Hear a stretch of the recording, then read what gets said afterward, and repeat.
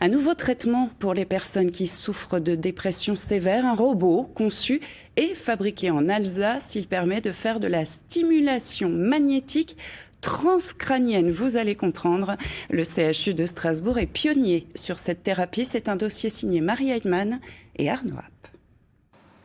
Dans ce bâtiment de l'hôpital civil se trouve le CEMNIS, le centre de neuromodulation non invasive.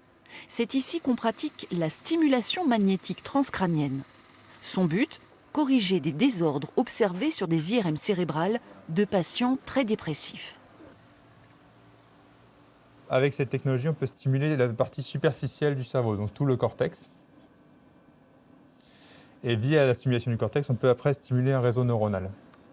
Aucun patient n'a souhaité être filmé. Pas facile de parler de la dépression quand on est en phase aiguë.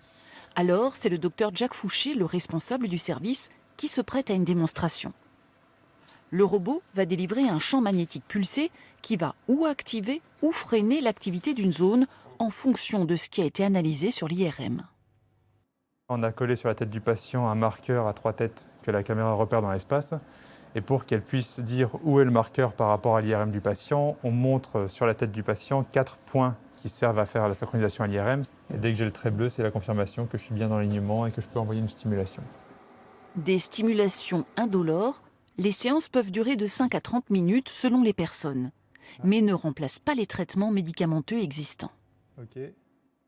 Je pense que c'est vraiment un outil qui se rajoute et on est en train de lui trouver sa place justement dans le traitement des formes de dépression extrêmement résistantes.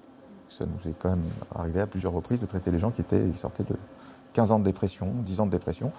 Alors bon, Dieu merci, la moyenne est plutôt à 5 ans, mais enfin ça reste très long. Et à 5 ans de dépression, malheureusement, on les voit un peu trop tard, puisqu'ils sont en général déjà en invalidité. C'est le cas de Tatiana, atteinte depuis ses 15 ans d'une dépression résistante, avec des épisodes psychotiques, paranoïaques et des TOC. Voilà, je me disais qu'il n'y avait pas de solution pour moi, qu'il n'y avait pas d'avenir et que voilà, je devais supporter simplement la maladie, les TOC. Et c'était très handicapant, très humiliant. Mais après 3 ans de traitement par stimulation, la jeune femme peut à nouveau profiter de la vie. Déjà, je me suis sentie apaisée dès le début, dès les 2 premiers mois. Je n'avais plus de TOC. C'était assez miraculeux. J'ai des activités tous les jours, artistiques, culturelles, sportives. Donc, ça se passe très bien.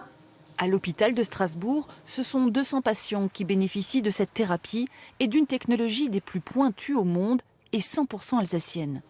Car ce fameux robot a été conçu et fabriqué dans la région, fruit d'une collaboration entre chercheurs, médecins et ingénieurs. Il est le seul à pouvoir personnaliser finement chaque traitement. Une fois que le professionnel de santé a décidé quelle était la zone du cerveau qu'il fallait stimuler, il est important que, un petit peu comme quand il prescrit une posologie pour un médicament, que la stimulation respecte cette zone.